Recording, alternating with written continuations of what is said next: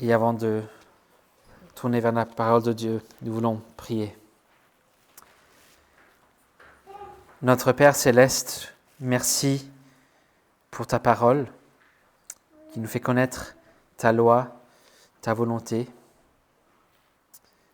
Et nous prions maintenant par la puissance de ton esprit. Enseigne-nous ce que nous ne savons pas.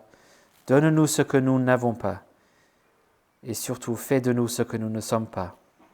Au nom puissant de ton Fils Jésus-Christ. Amen. Nous allons lire ce matin la suite de la lettre que l'apôtre Paul a écrite depuis un prison, probablement à Éphèse, à l'église à Colosse. Donc je vous invite à trouver le texte, c'est à la page, je crois, 1292 dans les Bibles de l'église. Dans les versets 1 à 8 du premier chapitre qu'on a vu la semaine dernière, il a exprimé sa reconnaissance envers le Seigneur pour tout ce qu'il a fait dans la vie des Colossiens, ce qui aurait aussi servi à encourager les Colossiens dans leur foi. Ce qui était important, vu la présence d'une fausse doctrine, une hérésie, qui mettait la pression sur eux et qui leur disait qu'il leur fallait autre chose qu'une simple foi en Jésus-Christ. Et ayant exprimé sa reconnaissance, il continue maintenant dans les versets 9 à 14 en partageant sa prière, ses requêtes pour les Colossiens. Donc si vous suivez dans la colombe, dans les Bibles de l'Église, vous verrez que j'ai modifié un peu la traduction. J'essaie de faire ça au strict minimum, mais ici c'est quand même assez important. Donc dans la langue originale, on a ici, en fait c'est une seule phrase du verset 9, je pense même jusqu'au verset 20. Et bon, c'est plusieurs phrases ici, c'est pas grave. Parfois il faut le faire pour traduire. Par contre, le vrai problème, c'est qu'on a plusieurs fois dans cette traduction des impératifs, c'est-à-dire des commandements. Donc vous verrez dans ce texte marchez, portez des fruits, croissez, rendez grâce, des commandements. Mais ce ne sont pas du tout des impératifs. Ce ne sont pas des commandements. Il s'agit d'un infinitif, verset 10, afin de marcher. Et puis des participes qui servent tous à donner plus de détails sur cette marche du verset 10. Et tout cela fait partie de la prière de Paul. Donc ce n'est pas une liste de commandements que Paul donne à ce stade, ça vient toujours plus tard pour Paul. Il ne donne jamais des commandements aussi tôt dans ses écrits. Ici, c'est une prière, c'est la prière de Paul. Donc lisons la parole de notre Dieu dans Colossiens chapitre 1, et les versets 9 à 14. C'est pourquoi, nous aussi, depuis le jour où nous l'avons appris, nous ne cessons de prier Dieu pour vous et de demander que vous soyez remplis de la connaissance de sa volonté, en toute sagesse et intelligence spirituelle, afin de marcher d'une manière digne du Seigneur pour lui plaire, à tout point de vue, en portant des fruits en toutes sortes d'œuvres bonnes et en croissant dans la connaissance de Dieu, en étant fortifiés avec toute force par sa puissance glorieuse, en sorte que vous soyez tout à fait persévérants et patients, en rendant grâce avec joie au Père, qui vous a rendu qualifiés pour avoir part à l'héritage des saints dans la lumière. Celui qui nous a délivrés du pouvoir des ténèbres et nous a transportés dans le royaume de son Fils bien-aimé, en qui nous avons la rédemption, le pardon des péchés.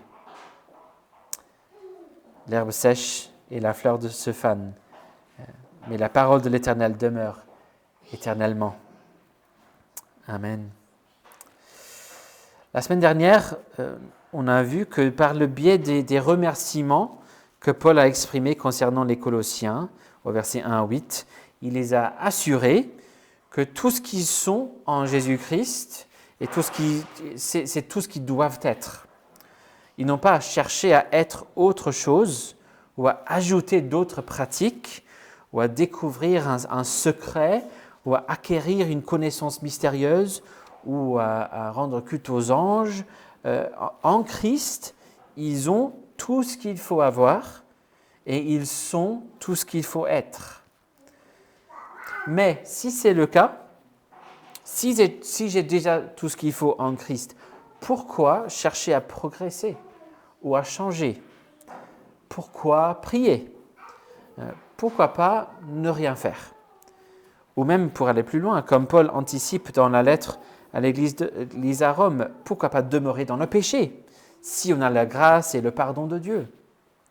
Et dans ce passage, on voit Paul qui expose sa prière pour les Colossiens, parce qu'il pense que c'est quand même important de prier quelque chose. Et ainsi, il nous démontre que nous avons bel et bien des choses auxquelles on devrait aspirer, des buts qu'on veut chercher à atteindre dans la vie chrétienne. Seulement qu'il s'agit de vivre de plus en plus en conformité avec ce que nous sommes et ce que nous avons, et non pas à ajouter autre chose. Et ainsi, Paul nous enseigne ici ce à quoi un chrétien devrait aspirer et ce que l'on devrait prier et pour nous-mêmes et les uns pour les autres.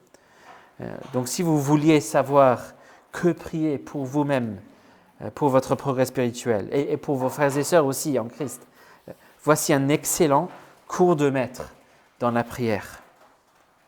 Mais avant d'analyser le texte en plus de détails, juste un petit mot de mise en contexte, et cela notamment en termes du contexte de cette prière dans toute la Bible. On verra ici que Paul se laisse instruire dans sa prière par toute l'histoire que nous lisons dans l'Ancien Testament. C'est une prière vraiment informée et formée par les Écritures. Il va démontrer dans cette prière que sa compréhension de comment tout ce que nous lisons dans l'Ancien Testament concorde. Et voici donc l'histoire qui constitue l'arrière-plan de cette prière. Au commencement, Dieu a créé l'homme en son image. Il lui a donné ce mandat d'être fécond et de se multiplier, de couvrir la terre de l'image de Dieu et de la ressemblance de Dieu. Et s'étant rebellé contre Dieu et ayant échoué à accomplir ce mandat, Dieu promet le salut et par son Fils, par un Fils promis.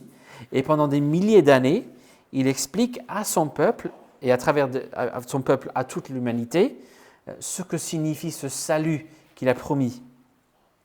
Et le plus grand épisode dans cette histoire de révélation et de rédemption était l'Exode, où on voit le peuple de Dieu, des esclaves en Égypte, délivrés, rachetés de la maison de servitude, un peuple qui sort de l'Égypte et qui finira par vivre dans la terre que Dieu leur donne, sous le règne du roi de Dieu, le roi choisi par Dieu, qu'il va appeler son fils. Dans la promesse à David, « Il sera pour moi un fils, je serai pour lui un père ».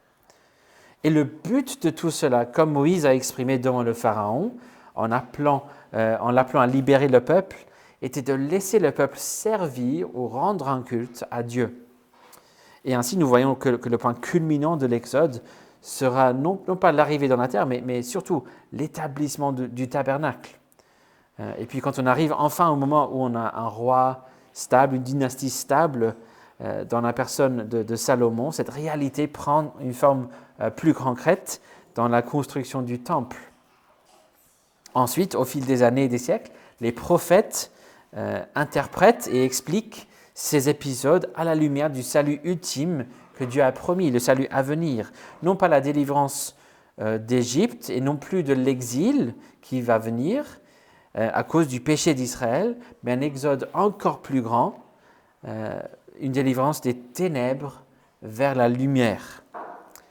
Et tout cela sera grâce à un roi éternel, rempli de l'Esprit de Dieu, jusqu'au point que cet Esprit remplit également tout le peuple dans le royaume final, parfait. Donc voici un résumé très rapide de l'histoire, mais on verra que tout cela va colorier et informer les prières de Paul ici. Et il pourrait y avoir plusieurs raisons pour cela, mais ça va au moins souligner pour les Colossiens, et pour nous aussi bien sûr, le fait que son enseignement et l'évangile qu'ils ont entendu est l'évangile véritable, complètement cohérent avec toute l'Écriture. Et ça servira aussi d'exemple de comment nous pouvons laisser la parole de Dieu former nos prières. Mais regardons cette prière en plus de détails alors. Verset 9, c'est pourquoi, c'est-à-dire à cause de tout ce qu'il vient de dire et à tout ce qu'il vient d'apprendre sur les Colossiens qui progressent bien, parce qu'il est reconnaissant envers Dieu pour son œuvre salvatrice dans les Colossiens, avec Timothée et les autres qui sont avec lui. Ils n'ont pas cessé de prier cette prière, une certaine prière, pour les Colossiens. Et puis le cœur, l'essentiel de cette prière, les versets clés de ce passage, se trouvent dans les versets 9 et 10. Et tout le reste du passage va donner plus de détails et de couleurs. Mais si vous voulez savoir quel devrait être notre désir, notre prière pour notre progrès dans la foi et pour vos frères et sœurs aussi, voici l'essentiel au verset 9 et 10. Que vous soyez remplis de la connaissance de sa volonté, en toute sagesse et intelligence spirituelle. Pourquoi faire? Verset 10. Afin de marcher d'une manière digne du Seigneur. Avec quoi comme but ultime? Pour lui plaire à tout point de vue. Voici la prière. Que l'Esprit de Dieu remplisse les Colossiens d'une connaissance pleinement sage et intelligente de la volonté de Dieu. Et pour être clair ici, il ne s'agit pas d'une connaissance mystique, secrète, qui serait limitée à une certaine classe spéciale de chrétiens, comme certains faux docteurs auraient suggéré à l'époque. Il s'agit en gros du fait de connaître de mieux en mieux la parole de Dieu, avec l'aide de l'Esprit. Jean Calvin commente sur ces versets. Par cette parole, Paul repousse toutes les inventions des hommes et toutes sortes de spéculations contraires à la parole de Dieu, car il ne faut point chercher sa volonté ailleurs qu'en sa parole. Fin de citation. Et le père d'Église, Jean Chrysostome, fait la remarque assez intéressante ici que Paul dit que vous soyez remplis et non pas que vous receviez. En effet, dit-il, il l'avait déjà reçu, mais pour que cette connaissance les remplisse, et pas juste que cette connaissance arrive. Vous avez la connaissance, mais je prie que la connaissance vous remplisse. Et l'objectif dans tout ça, c'est pour que les Colossiens puissent marcher d'une manière digne du Seigneur, c'est-à-dire que notre caractère éthique soit de plus en plus conforme à celui du Seigneur Jésus. Et le but ultime de tout cela, verset 10, tout simplement, de plaire au Seigneur. Non pas gagner ou mériter sa faveur, mais tout simplement faire ce qui lui plaît. C'est une distinction archi importante. Normalement, dans une relation saine entre un père et ses enfants, un enfant n'aura jamais à faire quoi que ce soit pour mériter ou gagner la faveur ou l'amour de son père. Et pourtant, l'enfant qui est le plus sûr et certain que son père l'aime, va naturellement chercher à plaire à son père, à faire des choses qu'il sait va le rendre content. Et c'est la prière de Paul ici pour les Colossiens. Que l'Esprit vous remplisse d'une connaissance de ce que Dieu veut pour que vous puissiez le faire, et cela pour chercher à lui plaire. C'est une prière aussi simple qu'un enfant pourrait la prier. Père, donne-moi de savoir de mieux en mieux ce que tu veux pour que je me comporte de plus en plus comme Jésus, parce que je veux te plaire en toutes choses. Amen. Voilà une prière très simple. Et imaginez une église où chaque membre, du plus petit au plus vieux, priait cette prière-là. Alors j'ai mentionné que cette prière est formée par la connaissance de Paul des Écritures, et on le voit ici dans cette prière.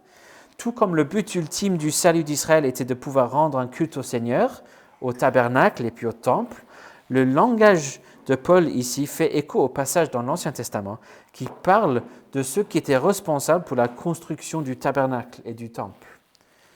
Dans Exode 31, 3, l'Éternel dit concernant Betsaléel, donc celui qui devait construire le tabernacle, il dit ceci: « Je l'ai rempli de l'Esprit de Dieu de sagesse, d'intelligence et de compétence pour toutes sortes d'ouvrages.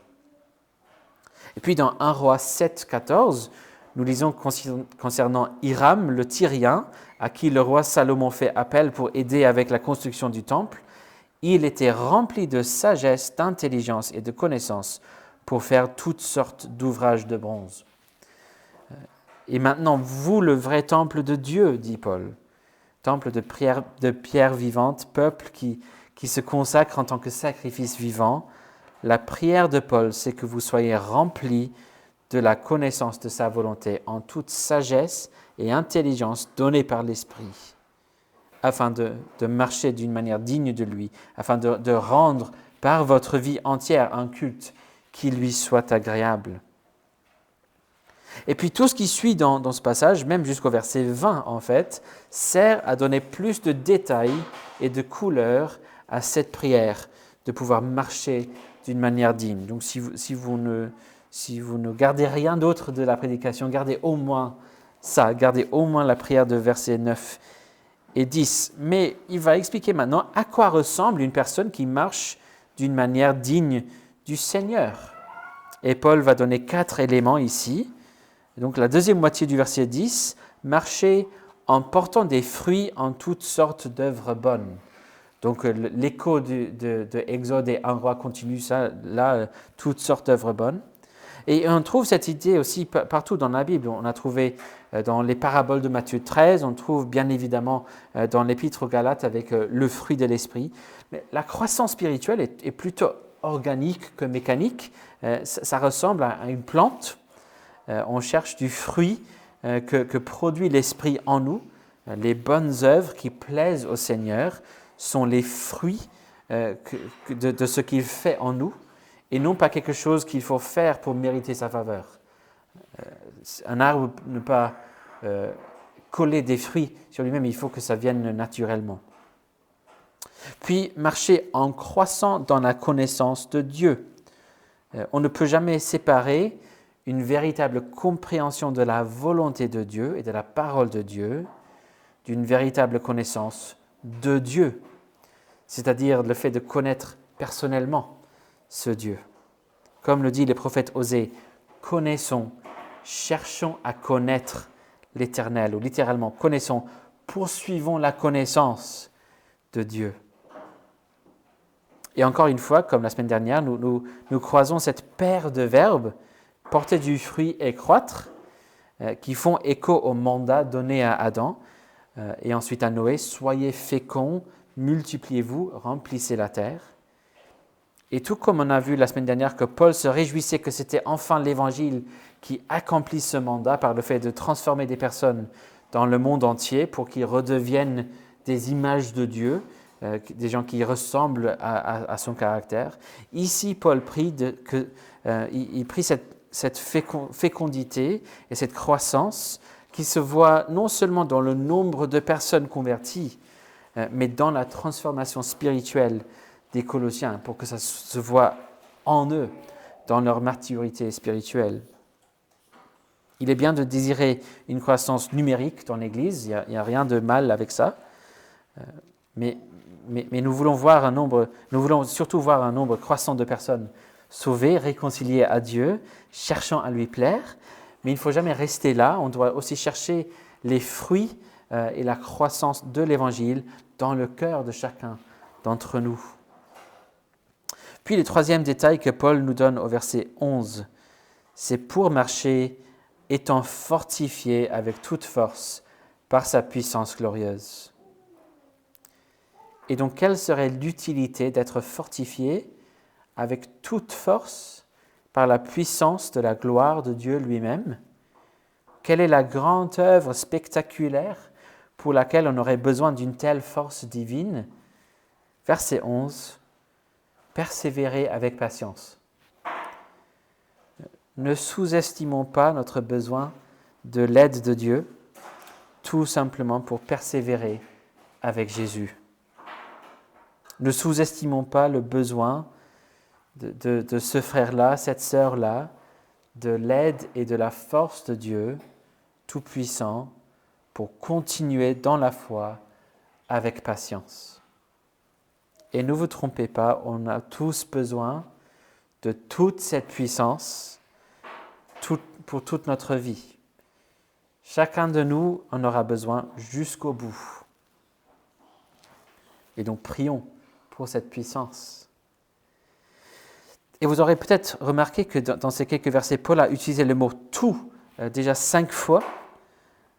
Il prie vraiment que les Colossiens soient aidés en toutes choses et vraiment remplis de tout ce que le Seigneur veut leur donner et peut leur donner. Et puis le 4e détail au verset 12, Paul veut que les Colossiens marchent en rendant grâce avec joie au Père. Le commentateur F.F. Bruce fait la remarque ici. Il a été bien dit que dans le christianisme, la théologie, c'est la grâce et l'éthique, c'est la gratitude. Fin de citation. La théologie, c'est la grâce, l'éthique, c'est la gratitude. Notre obéissance, notre vie chrétienne, comme on a vu la dernière fois aussi, doit toujours être remplie de reconnaissance et d'action de grâce. En effet, c'est ce dernier détail du fait de rendre grâce qui va dominer le reste de la phrase jusqu'au verset 20. Les versets 12 à 20 donnent les multiples raisons pour lesquelles les saints à Colosse devraient remercier leur Père céleste. Et c'est ainsi que Paul va les aider justement à être reconnaissants en donnant plein de détails sur ce pour lequel ils pourraient remercier le Seigneur.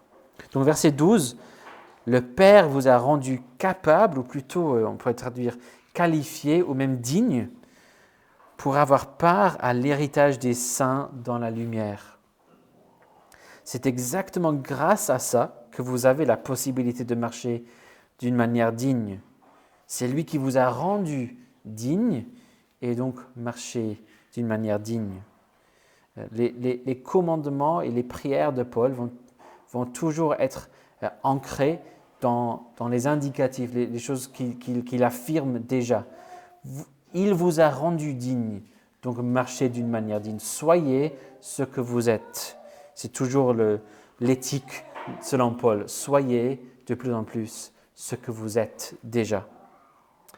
Et tout comme le peuple saint d'Israël avait droit à leur part, l'héritage préparé pour eux, donc cette terre promise, nous avons une part aussi, un héritage en tant que saints, en tant que peuple du royaume des derniers jours, la nouvelle création. Non pas ceux des saints dans un territoire terrestre, mais les saints dans la lumière.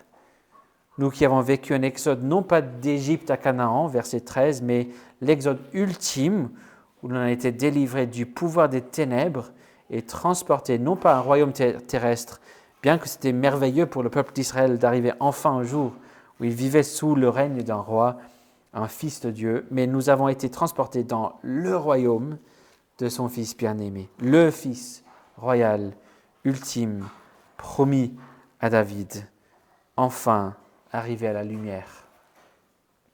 Et cette délivrance, cette rédemption, le terme qui était souvent employé pour désigner l'Exode, ne sont pas une délivrance et une rédemption terrestre, d'un pouvoir terrestre, mais en ce Fils bien-aimé Jésus-Christ, nous avons carrément le pardon des péchés.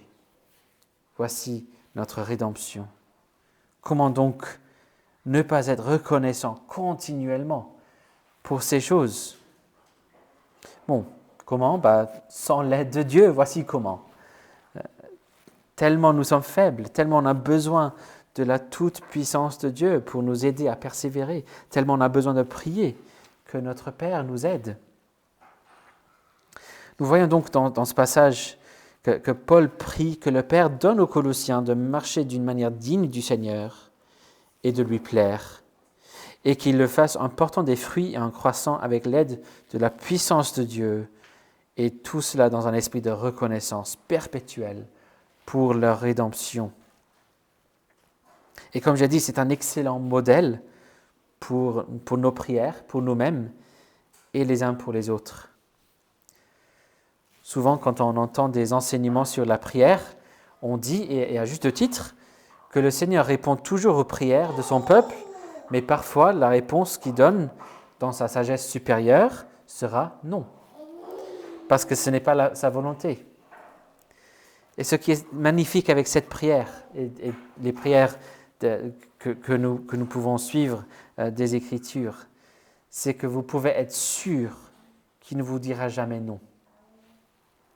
Vous avez ici la garantie que c'est sa volonté, c'est la volonté de Dieu que vous ayez ces choses-là. On n'a aucun risque ici de prier quelque chose qui aille à l'encontre de la volonté ou de la parole de Dieu. Dieu n'aura jamais une raison de dire non à une telle prière.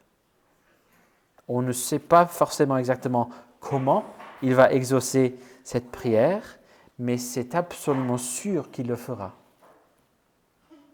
Et c'est là justement parce que si vous êtes en Christ, il vous a rendu qualifié, digne pour avoir part à cet héritage.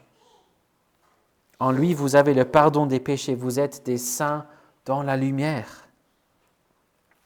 Et si ce n'est pas votre cas aujourd'hui, si vous n'appartenez pas encore à Jésus-Christ, mais que vous priez que toutes ces choses puissent vous appartenir, que vous puissiez être délivrés du pouvoir des ténèbres, que vous puissiez vous tourner de votre vie obscure de rebelle pour appartenir au royaume de Jésus-Christ, appartenir à la lumière et vivre dans la lumière et être pardonné de vos péchés. Si telle est votre prière, alors là, le Seigneur aussi, il adore dire oui.